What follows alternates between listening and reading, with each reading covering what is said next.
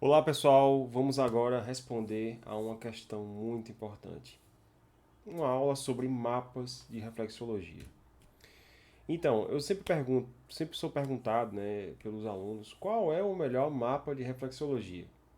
Porque assim, basta você iniciar nessa área para você perceber, fazer uma breve pesquisa na internet, que você vai ver que existem diversos tipos de mapas de reflexologia. E aqui a gente usa um que é baseado na reflexologia Thai, misturado um pouquinho com a reflexologia ayurvédica, que é um mapa que eu mesclei e desenhei com o intuito de utilizar na minha prática, tá? Guardem isso, na minha prática. E aí eu passo para vocês aqui para que vocês utilizem ele também. No entanto, não é um objeto obrigatório na prática de vocês, beleza? Por isso que no curso eu não fico tanto em ponto em área, passo os tratamentos, mas a ideia na realidade é que vocês fiquem meio livres para utilizar outras coisas também e não fiquem presos à minha técnica, à forma que eu faço, né? Eu mostro como eu faço, mas eu deixo aberto, beleza? Então, qual é o melhor mapa de reflexologia podal? Vocês já pararam para pensar nisso? Então, antes de responder isso, eu vou perguntar para vocês como são criados os mapas de reflexologia podal. Qual é a ideia? Como é que são produzidos, né?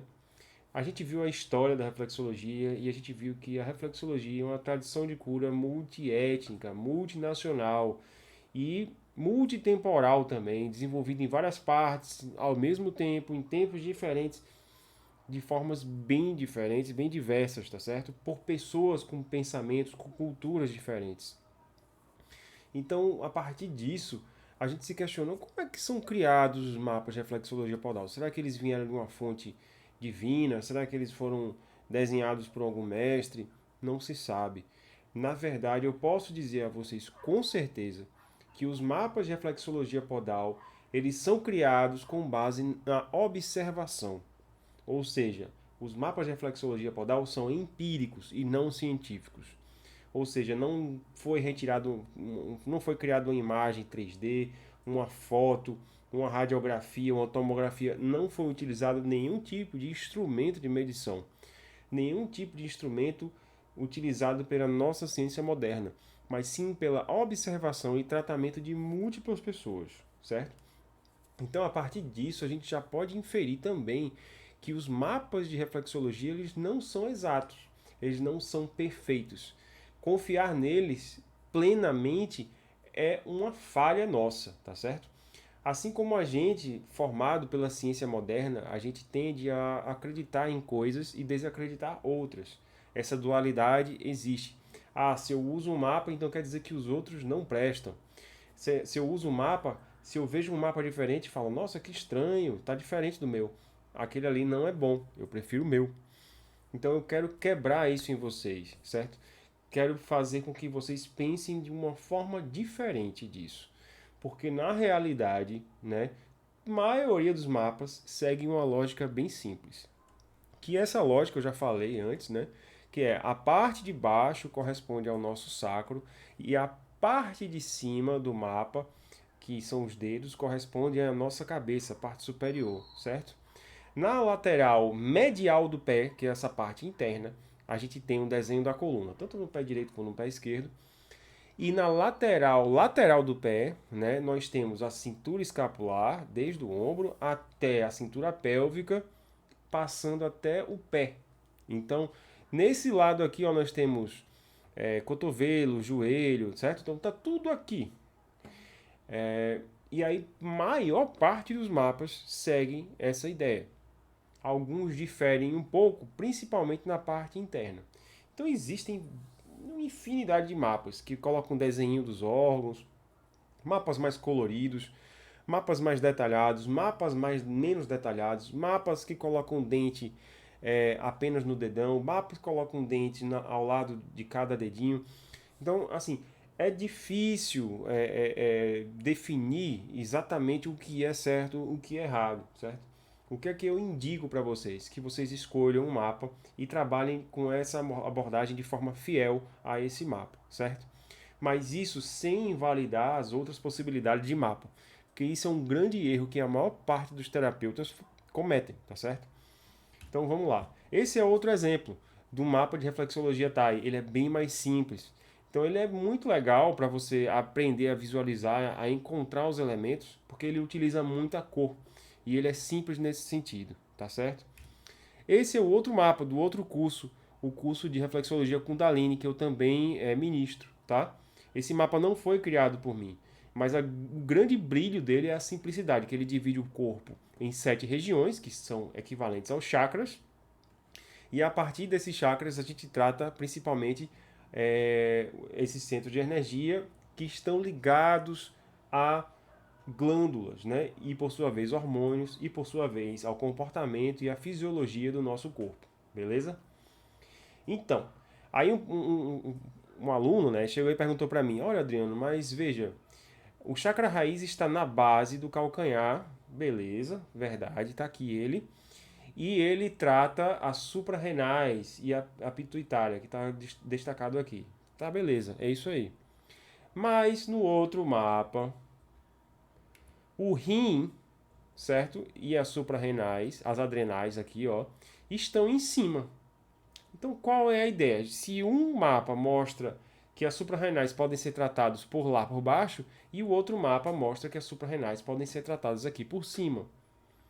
Qual é o melhor? Qual é o exato? Qual é o certo? Então, a resposta, nenhum dos dois é o melhor, certo? Ambos têm uma lógica diferente. É isso que tem que ser gravado. Porque aqui eu acesso diretamente os tecidos. Aqui eu vou diretamente na região correspondente ao nosso corpo, segundo a visão da medicina tailandesa. E aqui eu trato um centro de energia que, por sua vez, acessa aquele lugar do corpo. Ou seja, aqui é o centro de energia sendo tratado, e não as suprarrenais diretamente. Mas aqui é o centro de energia que trata as suprarrenais. Então, veja que existem essas diferenças, e essas diferenças são naturais para abordagens e modos de pensar diferentes. Tá? Por isso é que a gente deve utilizar os mapas para nos ajudar e não nos atrapalhar. Então, aqui a gente tem uma abordagem, aqui a gente tem outra. Se a gente tem um paciente que tem depressão e ele precisa de ajuda nas suprarrenais, eu vou ajudar ele aqui e também posso querer ajudar ele aqui também. Não tem problema nenhum, certo? A gente pode dobrar os meios. Então, segunda ideia, né? Conhecer diferentes mapas nos ajuda a ser melhores terapeutas. Conhecer diferentes mapas nos ajuda a ter mais ideias de tratamento, certo? E não seguir apenas receitas de bolo. Então, respondendo à pergunta de vocês, qual é o melhor mapa de reflexologia podal? Eu digo para vocês que, no meu caso, para mim, o melhor mapa de reflexologia podal é aquele que mais me ajuda, aquele que mais me acompanha durante os meus tratamentos, tá certo? E ele não é o melhor de João, não é o melhor de Fábia, não é o melhor de ninguém. Ele é o meu melhor. O meu melhor, certo? Outra dica, fujam de terapeutas, professores ou mestres que dizem o meu mapa é o melhor. Isso é muito antiético, tá? Porque você, partindo do princípio que todas as pessoas desenvolveram seus mapas a partir da observação de mestres antigos ao longo de muito tempo, quando você diz que o seu mapa é melhor, automaticamente você está diminuindo, né? Você está desconsiderando outras tradições de cura que são tão importantes quanto a sua, entendeu? Então, a ideia é que a gente respeite. E muito melhor do que isso, trate o outro mapa, trate a outra tradição com curiosidade, para saber como é que é feito. Tá? Por exemplo, eu prefiro tratar áreas ao invés de pontinhos específicos. Então, na reflexologia Thai e indiana, a gente trata regiões. Por que eu faço isso? Porque se a pessoa está com o fígado ruim, eu imagino também que os tecidos circunvizinhos, né, rim, não, fígado, os tecidos que estão ali em volta do fígado, abraçando o fígado, também podem estar inflamados. Então, eu não vou necessariamente me preocupar em atingir um ponto especificamente, ou um meridiano específico. Eu vou tratar toda a região que corresponde ao local, né, de instalação do fígado no corpo, assim como o próprio fígado em si. Então tenham isso em mente, certo? No entanto, eu respeito profundamente as tradições de cura que medem lá um pontinho com régua, com cordão, um cordãozinho. Tem gente que faz isso, tá? Eu respeito profundamente, acho muito bonito, admiro pra caramba, mas eu trato de uma forma diferente e respeito a forma do outro tratar, beleza? Então, por fim, diferentes mapas devem nos ajudar e não nos atrapalhar. Se você recebe um paciente difícil, que você fica tratando ele e não dá resultado, que tal você observar outro mapa para ver se você tem outra ideia, outra posição e outra forma de tratar o paciente, certo?